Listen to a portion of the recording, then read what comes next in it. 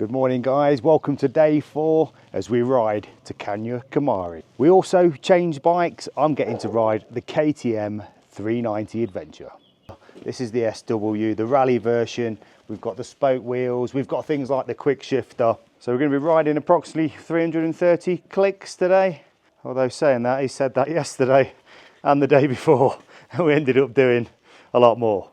So let's get kitted up, let's jump on this bike and let's go for this ride.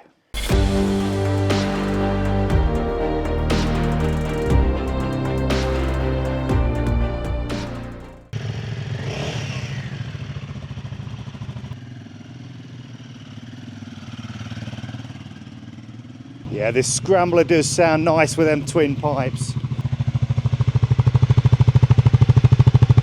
Just looking at the chains on the bike, they're definitely going to need a bit of maintenance later on.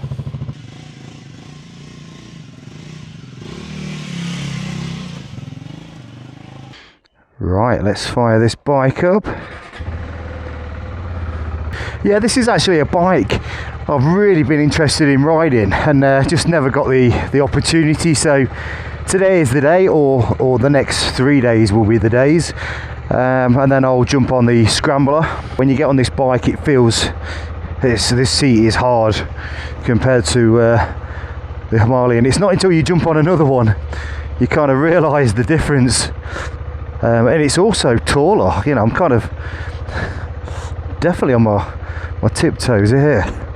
Just have to watch out for that.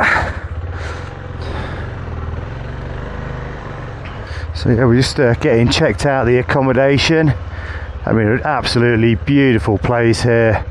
We're kind of at, it was cold last night. We went out and met up with some of Alex's friends that live out here, and it was getting cool. You know, I keep moaning about how hot it's been on the ride, and we're at 7,000 feet. I checked my altitude meter this morning, or last night rather, and 7,000 feet. So yeah, the temperature just dropped. It's literally warmed up now though. It's kind of nice, pleasant to ride in. The views here are absolutely spectacular. I'll get down, 50 clicks down, and the first place that Lagoon. Right. Okay, sure. Yeah, what a beautiful morning. Absolutely superb. So yeah, like I said, seat's hard, riding position feels more sporty. We've got the ABS switched on, I've noticed, on the back brake and the front, which can be changed in the settings. I managed to reset the trip straight away, so the switch gear is laid out nice and simple. I mean, I figured it out on the Himalayan after a couple of days, but they got like a little joystick thing, and it did take a little bit of navigating around the screen. Oh, that sun's so bright. Whoa, I was just like completely blind then. Yeah, I actually put 2 t-shirts under my air jacket this morning. The breeze as you're riding in will be a little bit cooler. So don't forget, the Himalayan's got the 21-inch front wheel, and this one's got the 19. I like the fact this one's got the shifter on it, and it seems to be working all right up to now. Yeah, the steering definitely feels a little bit sharper. So we're going to do about 50k before we do a little stop. We're going to get the mirror put back on the scrambler. Remember, it's quite a cool morning.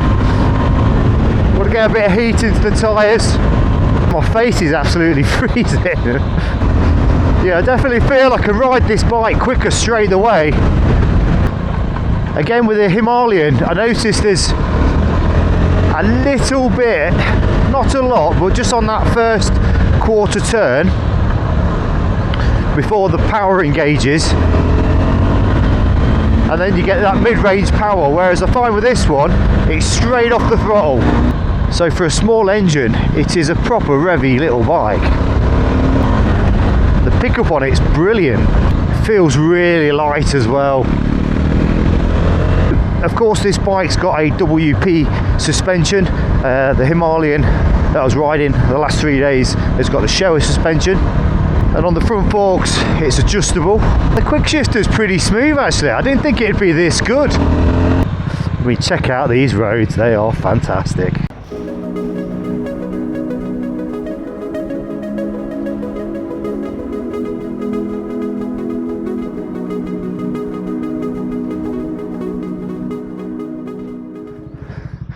So yeah, we've just stopped at the side of the road, and Jimmy's just noticed the monkey here is just having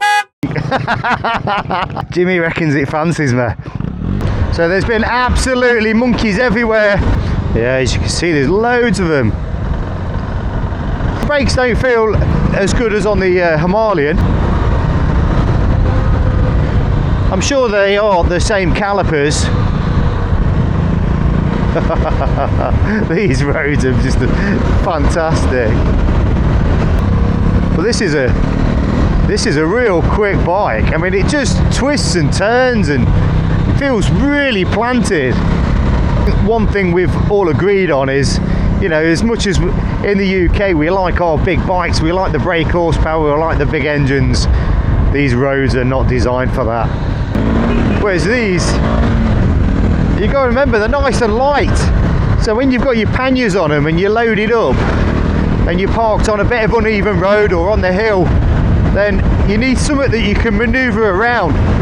Like I said, it redlines at 10,000 RPM all the way to 12. Whoa, it absolutely flies. The clutch on the bike again seems nice and light, although you don't need it. I mean, just going up and down the box with a quick shifter. Yeah. Whoa, watch out for the cars. It works really well. Well, I've just seen Alex. He just flies ahead, and he'll be in his elements on that Himalayan, although I think the guys are going to swap over once to fix that mirror. I've noticed on this one the kickstand is more upright. Yeah, have you noticed these two bikes? I mean, the kickstand there has just got a slight bend in it, but the bike's very upright, the same as this. And Jimmy was saying it's a bit of a problem. He's a shorter guy, and trying to get it off the stand is been a nightmare for him, especially when you're on uneven ground. So you can see how that bike stands up nice and straight, and the same with the scrambler. And then we come over to the Himalayan. So the old one used to stand up, but look at that, look at the angle on that bike. It's quite over. Yeah, so every time we call Alex up, he's already had 4 chais and thinks he's at the MotoGP today. The motor on that is strong. Yeah. I've really noticed the difference. The motor's got, the grunt of that third gear is just beautiful. I think the brakes are better on this as well, even though, yeah, I mean, that rear disc is bigger, so that back brake on that is fantastic when you're working the two together. Yeah, this Royal Enfield Himalayan, or the Himalayan as they say in India, that's a good bike. Tread patterns on the tyres are very similar. Like I said, both of these bikes have got the 19-inch wheeling. This one's got a 21-inch front. But I think the KTM looks cool. I mean, on looks alone, what would you go for? I don't know, it's a tough one. They all look really nice, but in different ways. Again, this just coming down those mountain roads, wow, this performs really, really well. I feel like I'm on a sports bike.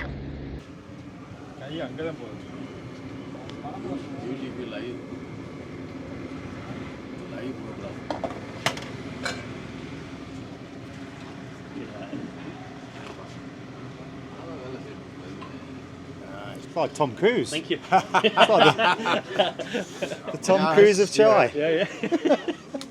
It's amazing when we get to all these little chai stops how different the chai tastes. I don't know if that's because it's early in the morning and it's just waking up the old taste buds, but this is probably the best cup of tea chai that I've had so far.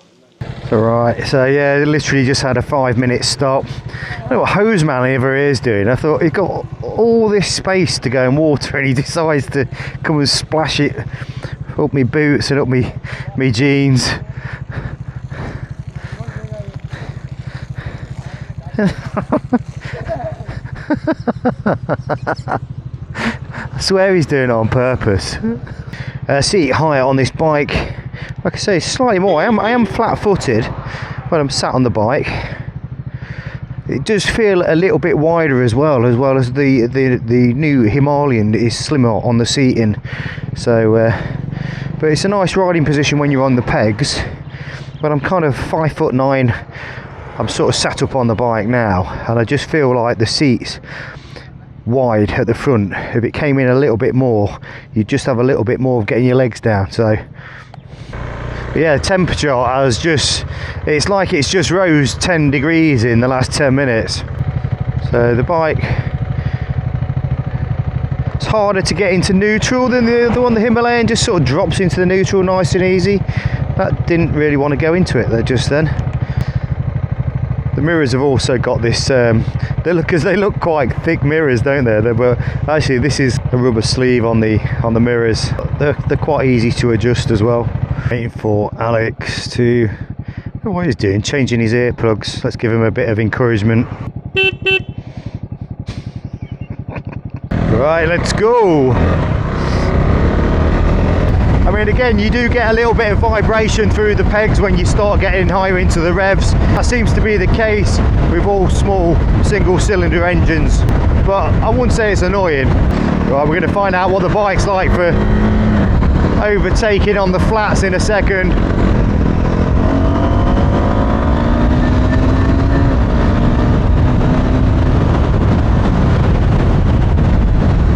Oh yeah, this KTM is quick.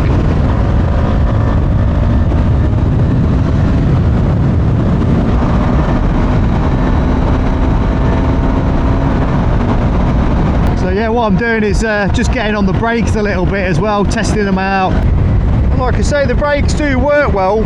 I would just say they're not as good as the Himalayan. It's amazing how you adopt a different riding style depending on the bike you're on. It's very similar brake horsepower. This one's a lot more revvy. And I find when you're riding the Himalayan, it encourages you to go up into the gears. Whereas this one, because you've got that initial punch and you've got that quick shifter, you end up wanting to ride it and rev it more. Well, that's what it is, it's a KTM. Now we're going to be doing the round the city test. It's 8:20 in the morning and this place is getting lively. Like always, there's a bit of everything on the road. I think we've got about 335k to go today, but I think every day we've ended up doing around about the 400 because we've been taking different routes. We'll just give it a bit of a brake test.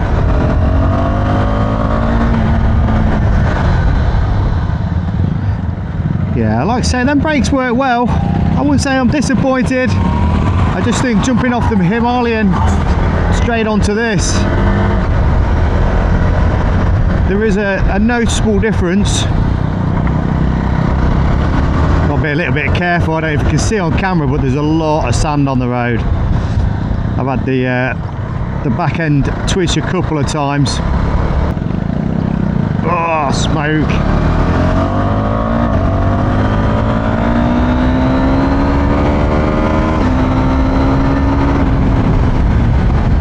So this is the first time I've had to stand up on the pegs. Only a short bit of sand really. And I just noticed when I stand up on the bike, you do feel like you're really leaning over the front of it. The geometry on the bike feels more like an adventure sports bike rather than a full-on adventure bike. Which quite surprises me with KTM, why they didn't adapt a different format for the bike, like putting a 21-inch front wheel and something that's designed more for the off-road purpose. Whoa, this thing's just rocking all over the place. It must be like harvest time or something. The roads are just full with all these I don't know what it is, whether it's animal feed or, well, you come around the corner and then this is in the middle of the road.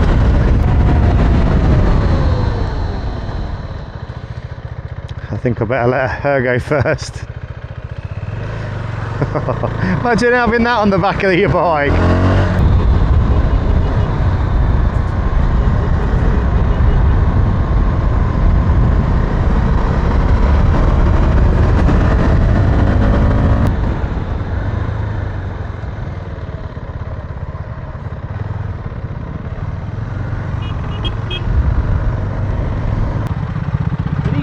On the road so the trucks drive over it and track it. Oh, okay. So they want the trucks and cars to drive over it.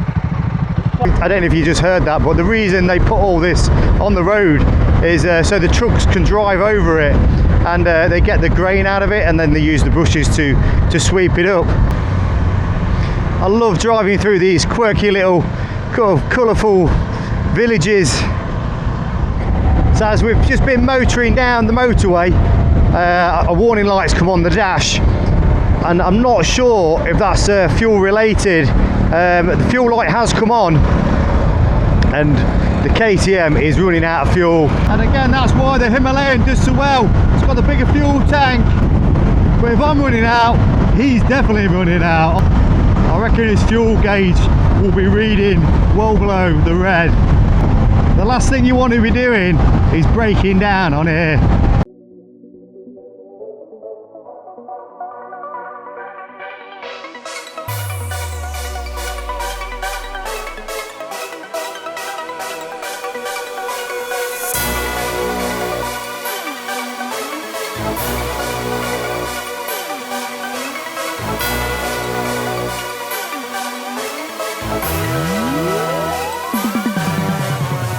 Ah, here we go.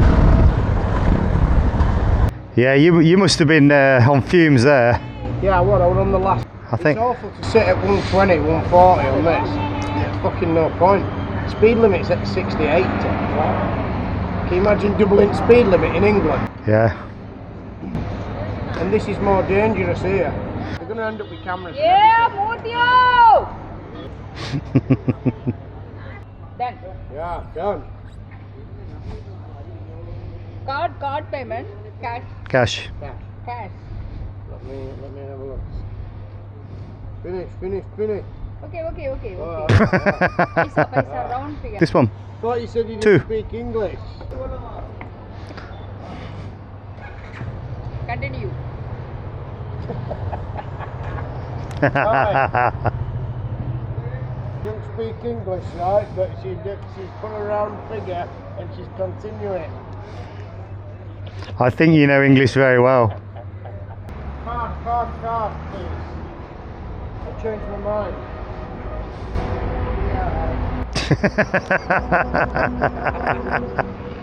Right, so we fueled up, we managed to make it. We'll just press on. So this is what's called missing your turning and going down the motorway the wrong way. Alex is actually going down the central reservation. The final stretch of the day as we head back down the motorway, this time the correct way into Kumari. The first thing I noticed was how many wind turbines there are. It's quite overwhelming when you're riding through and it's fairly distracting. But the city we're heading to is the most southern city in India, also known as Land's End. Right guys, we have literally just finished off that motorway and we are here at the South Indian coast.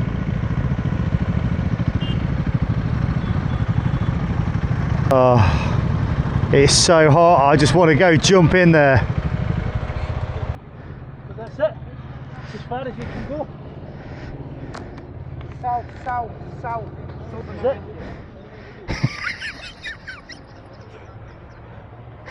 You come right in, good.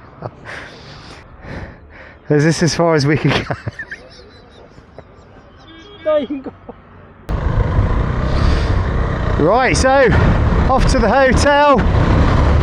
Yes, we do like to be beside the seaside.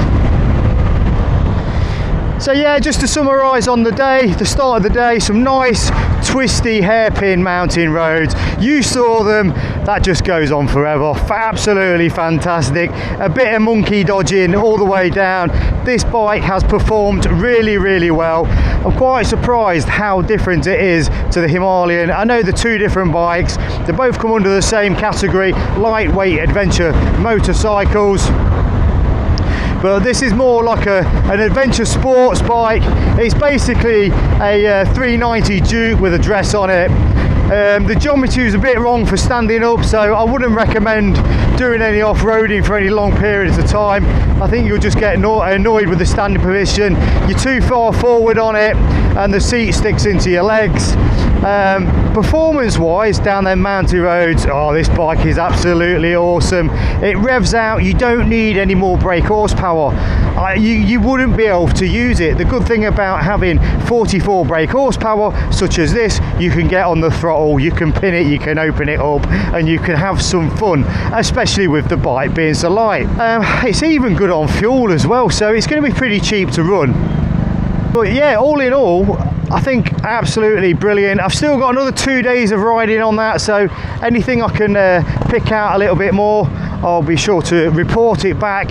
And over this duration, I'll give you feedback about the other bikes that I'm going to ride as well, because it's nice to jump on one to the other. You can kind of like sort out in your own sort of words of how you think these bikes perform and how they differ.